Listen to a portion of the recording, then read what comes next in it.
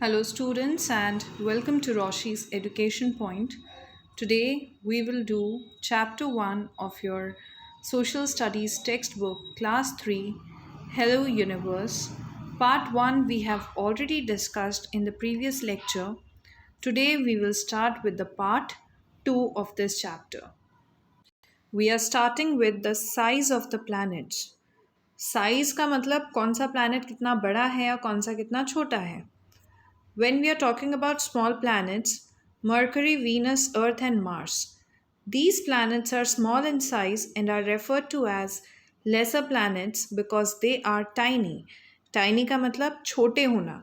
ये planets बहुत छोटे हैं साइज में और इस वजह से इन्हें lesser planets का नाम दिया गया है because ये बहुत छोटे हैं.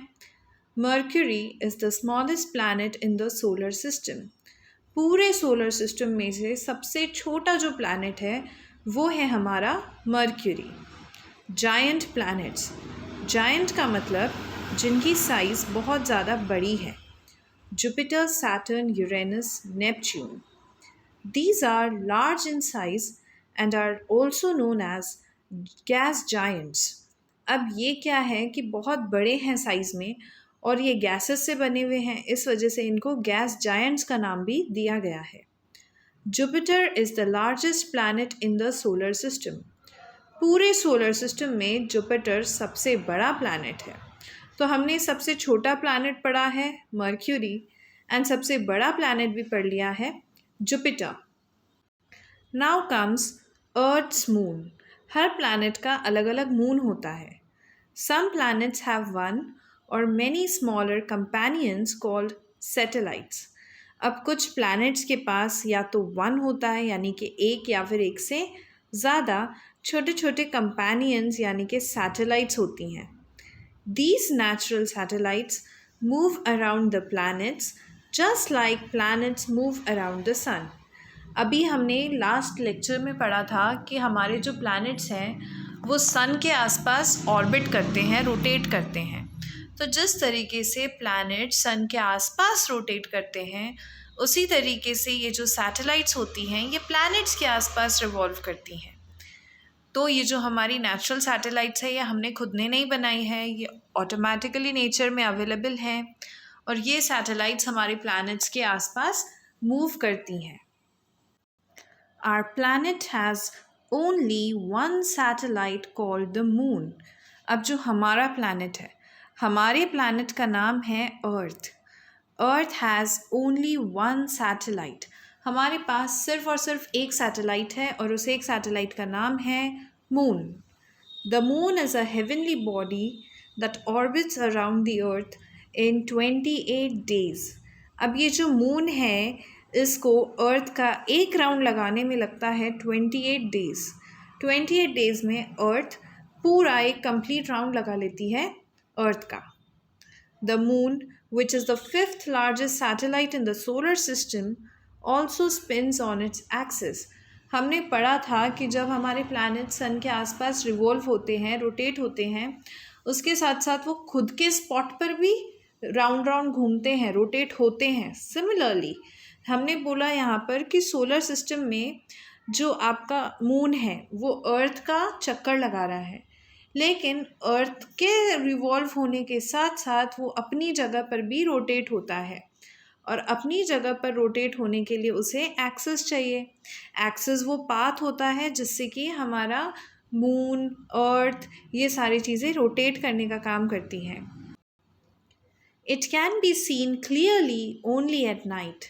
आप रात को ही देख सकते हैं इसको साफ साफ. तो it does not have any light of its own. अब हमने पढ़ा था कि जो अर्थ होती है इनके पास खुद की लाइट्स नहीं होती है. तो जब अर्थ के पास ही अपनी लाइट नहीं है तो इन सैटेलाइट्स के पास भी खुद की लाइट नहीं होती है. It is visible because of the light of the sun falling on it. लेकिन इनके पास लाइट नहीं होती है फिर भी हम इनको कैसे देख सकते हैं? क्योंकि सन की लाइट इनके ऊपर फॉल होती है और इसी की वजह से ये विजिबल हो जाते हैं, हम इनको देख सकते हैं. The Earth is not the only planet with a satellite. और सिर्फ ऐसा नहीं है कि अर्थ ही एक ऐसा प्लैनेट है जिसके पास सैटेलाइट है. Jupiter has the most number of satellites. Earth के पास तो फिर भी एक ही सैटेलाइट है, एक ही मून है। लेकिन ये जो जुपिटर है, जुपिटर के पास बहुत सारी सैटेलाइट्स हैं। ऐसे ही अगर आप मार्स की बात करेंगे ना, तो मार्स के पास देयर इज 2 सैटेलाइट्स, यानी कि 2 मून है मार्स के पास। Now let us talk about stars and constellations. ये क्या होते हैं? पहले हम स्टार्स को देखेंगे एक बार। Stars are made up of gases and produce heat, light, ultraviolet rays. अब ये जो स्टार्स हैं, स्टार्स गैसेस से मिलकर बने होते हैं। अलग अलग टाइप की गैसेस होती हैं जिनसे मिलकर ही हमारे स्टार्स बनते हैं। स्टार्स प्रोड्यूस, अब ये हमें क्या प्रोड्यूस करके देते हैं? Heat, light and ultraviolet rays हमें प्रोड्यूस करके देते हैं। There are billions of stars in the universe. ये जो पूरा यूनिवर्स है, पूरा ब्रह्मांड है, इसमें बिलियंस ऑफ स्टार्स है, बहुत सारे स्टार्स हैं। आप इनको काउंट नहीं करोगे, लेकिन ये बहुत ज़्यादा हैं क्वांटिटी में। Our sun is one of them.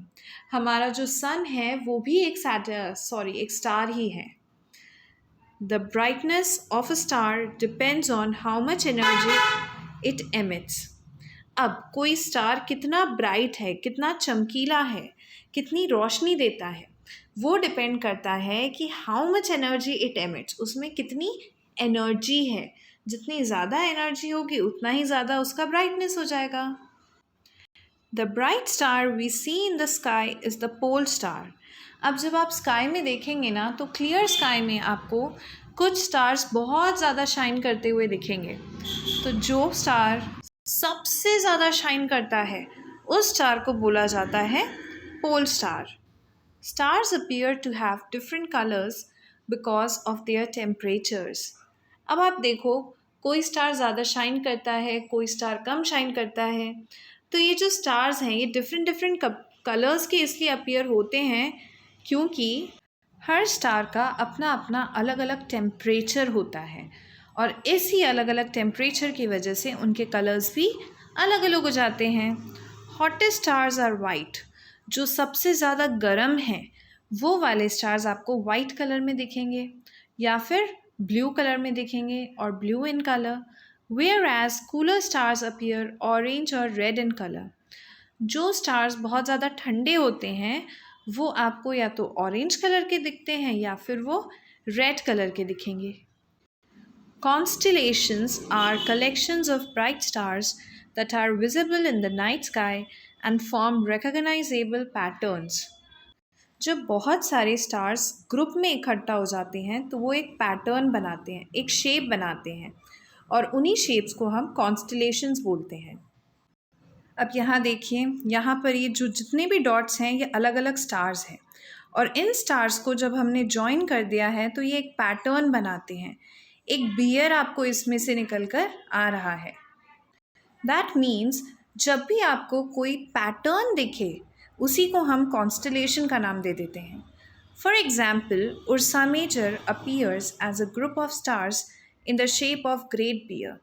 अभी जो हमने ग्रेट बियर का एग्जाम्पल पढ़ा था उसका नाम है Ursa Major. Another important constellation is your Saptarishi.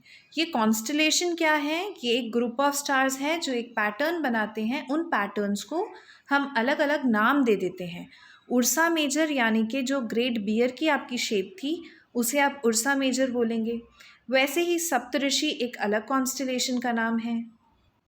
So that's all for today. The chapter is complete. I hope you understood. If you are having any doubts, please write me in the comment section below. Thank you so much.